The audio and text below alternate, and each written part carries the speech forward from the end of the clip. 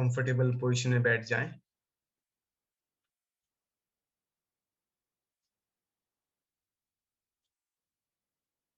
और अपने ध्यान में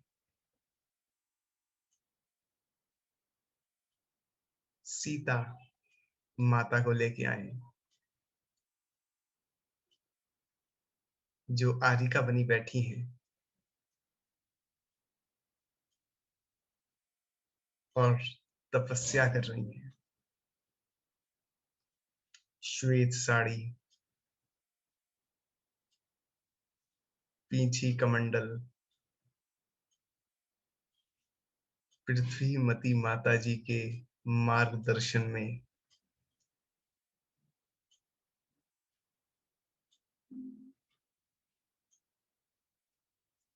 अपनी आत्मा का चिंतन कर रही हैं। कभी मुनि सूरत भगवान का चिंतन करती हैं,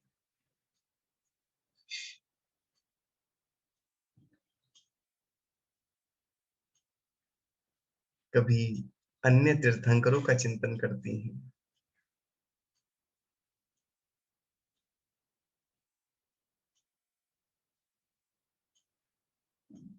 कभी सिद्ध प्रभु का चिंतन करती हैं।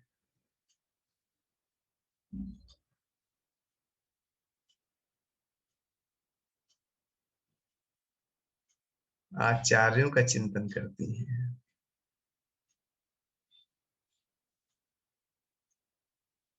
उपाध्याय और साधुओं का चिंतन करती हैं।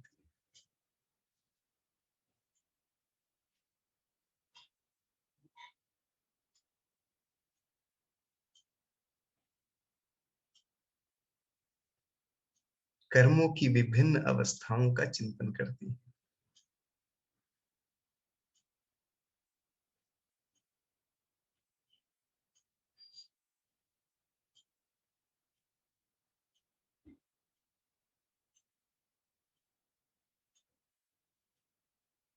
जिस रामचंद्र जी से, जिन्होंने इतना राग किया, जिनके वनवास जाने पर वो भी उनके पीछे चल पड़ी, रावण के हरण करने पर भी अपने राम के लिए उन्होंने अपना संयम नहीं छोड़ा। अयोध्या आने पर, रामचंद्र जी की आज्ञा होने पर, गर्भवती अवस्था में भी जंगल में रहना स्वीकार किया।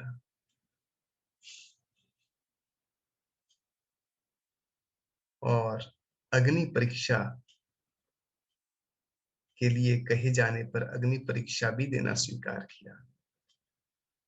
मगर जब अग्नि परीक्षा हो गई, जब आगे उनके जीवन में कोई कांटा नहीं दिखाई दे रहा था, 3 खंड के राजा राम उन्हें स्वीकार करने के लिए लालायित थे, जिनके अच्छे योग्य 2 पुत्र लव और कुश थे। पूरी प्रजा उनको स्वीकार कर चुकी थी। उनके उज्जवल चारित्र को सब लोग जान चुके थे। रामचंद्र जी उन्हें पटरानी पद देने के लिए, पटरानी बनाने के लिए तैयार थे। वो सीता ने सारे जग से राग को तोड़ दिया। अब उन्हें राम में राग खत्म कर दिया। अब उन्हें उस लक्ष्मण से राग भी नहीं रहा, जिसने उनके लिए रावण से युद्ध किया। उस लव और कुश से भी राग नहीं रहा, जो उनकी कोख से पैदा हुए। उन अयोध्या वासियों से भी राग नहीं रहा, जो उनकी प्रजा थी। उन महलों से, उन रेशमी या जो भी अच्छे कपड़ों से, भोगों के साधनों से, सबसे राग को खत्म कर दिया।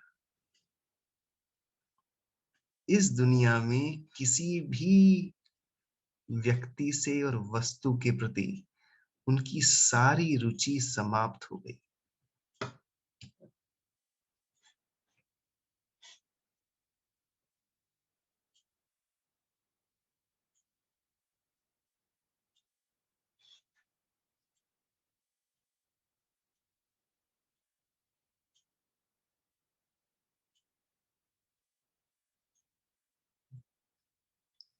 अपने शरीर से भी राग उन्होंने खत्म कर दिया।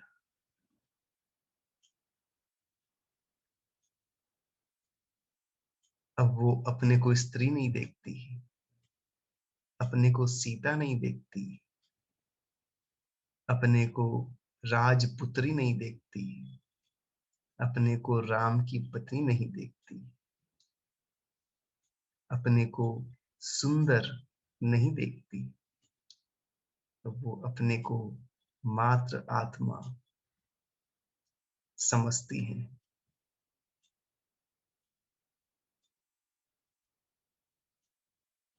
मैं मात्र आत्मा, ज्ञान स्वभावी, मेरा स्वरूप केवल ज्ञान और अनंत सुख रूप।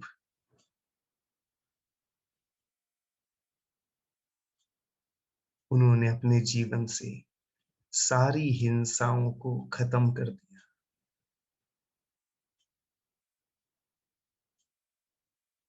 ना उनके जीवन में कोई, जो आरिकाओं को जो हिंसा होती है थोड़ी बहुत, उनको छोड़ करके उनके जीवन में कोई संकल्पी हिंसा नहीं, कोई आरंभी, उद्योगी, विरोधी हिंसा नहीं।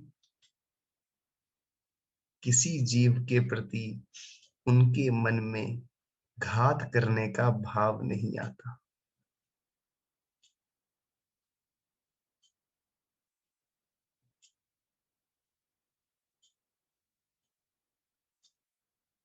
विषय उन्हें विष की तरह लगते हैं, विषय भोगने का भाव नहीं आता।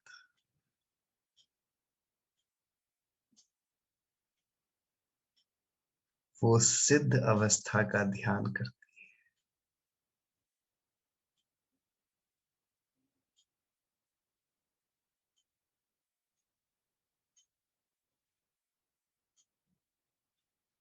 देखें ऐसे उज्जवल चरित्र को,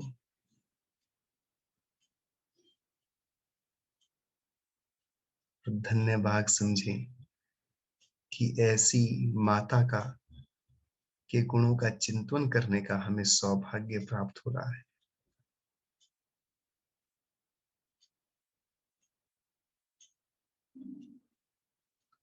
और ऐसी माता समाधि मरण किए 30-32 कई दिनों का उपवास करते हुए उन्होंने धीरे धीरे आहार जल इत्यादि छोड़ते हुए अपनी काय को और कषाय को क्रश करते हुए जीने और मरने की इच्छा को छोड़ते हुए सब जीवों से क्षमा मांगते हुए सब जीवों को क्षमा करते हुए इस देह को समाधि मरण पूर्वक छोड़ा। और छोड़ करके स्त्री जो सबसे उत्कृष्ट 16वें स्वर्ग में जा सकती है, उस 16वें स्वर्ग में भी सबसे उच्च अवस्था इंद्र की है और उसके नीचे प्रत्यंद्र होता है, वो प्रत्यंद्र बनी।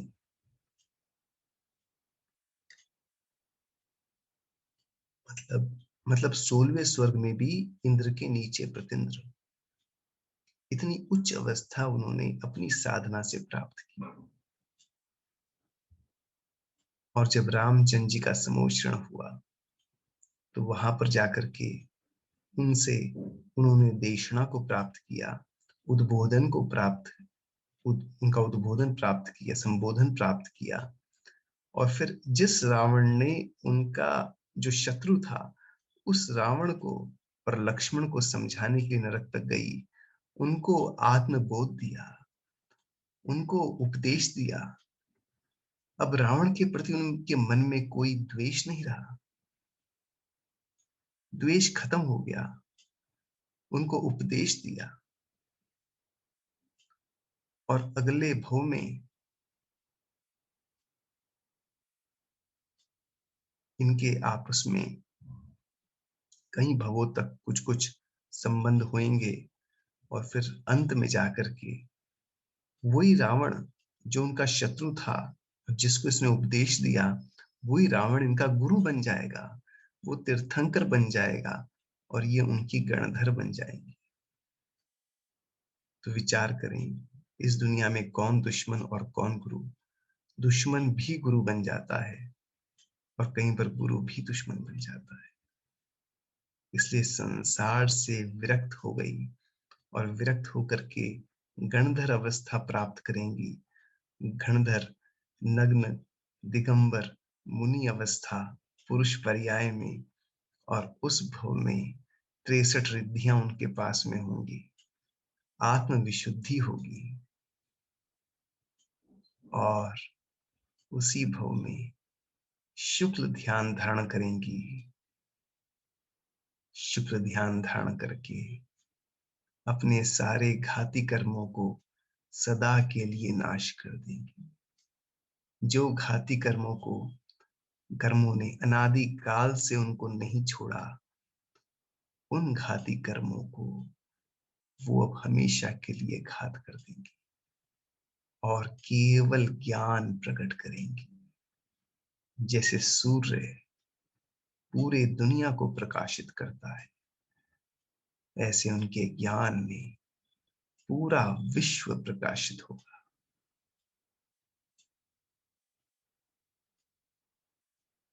और अनंत सुख होगा, संपूर्ण स्वाधीन और एक पूर्ण अवस्था प्रकट होगी। और फिर जो शरीर है उसको भी छोड़कर सिद्ध अवस्था, शरीर रहित अवस्था प्राप्त करेंगे। अब वो अपने में पूर्ण होंगी। उन्हें किसी भी दूसरी आत्मा या किसी भी दूसरे पुद्गल द्रव्य से कोई भी संबंध नहीं। एकदम पूर्ण, किसी की भी आवश्यकता नहीं, किसी में कोई रुचि नहीं। अब ना जन्म है, ना मरण है, ना अब कोई अपहरण कर सकता है उनका।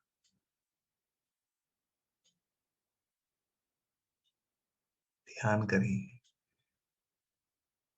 माता सीता की सिद्ध अवस्था का।